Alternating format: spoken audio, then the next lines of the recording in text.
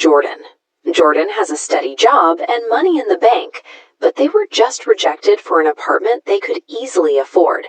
The problem is that Jordan has never borrowed money before. To a bank or a landlord, someone without a borrowing history is invisible. Without a track record of paying back debt, the financial system has no way to decide if you are trustworthy. Your reliability is measured by a credit score ranging from 300 to 850, but with no history, the system has nothing to measure. This number determines your housing, car loans, credit cards, and even landing a job. Building this score isn't about how much money you make. It is a process based on a few specific rules. If you follow those rules, your score will respond, and you can build a solid reputation from scratch. To improve your score, you have to understand the specific math the banks use to calculate it. 35% is payment history, whether you pay bills on time every single month. 30% is credit utilization, how much available credit you are actually using. The rest comes from account age, loan variety, and new credit applications. When you see the breakdown, you can stop guessing.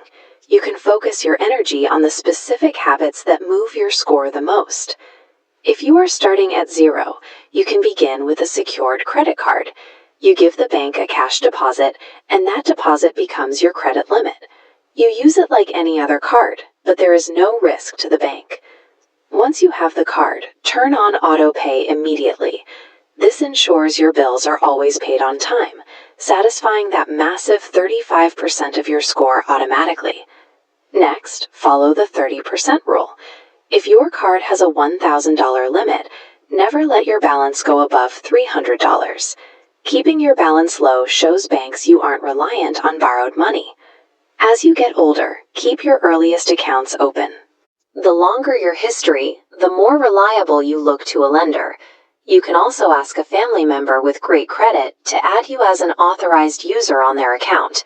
Their years of good habits will show up on your report, giving your score an immediate boost. Be careful not to apply for too many cards at once. Each application leaves a permanent note on your record. If lenders see too many of these notes in a short time, they may worry that you are having financial trouble. Finally, check your credit report once a year. If there is a mistake or a bill you didn't actually owe, you can have it removed to protect your score. By following these steps, Jordan transforms from a financial ghost into someone the banks can clearly trust. While building credit takes time, losing it can happen very quickly. The two biggest mistakes are missing a monthly payment and maxing out your credit cards. These two actions can erase months of progress in a single week. You should also avoid opening several new loans at the same time or closing your oldest accounts, as both of these can cause your score to drop. Staying out of these traps doesn't require complex strategy. It just requires you to be consistent with the basics. If you stay disciplined, you will see your score steadily rise. Eventually, it will reach 750, a range that lenders consider excellent.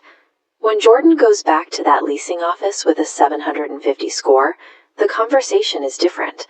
The landlord sees a history of reliability, and Jordan gets the keys to the apartment. Just remember the 3 core rules.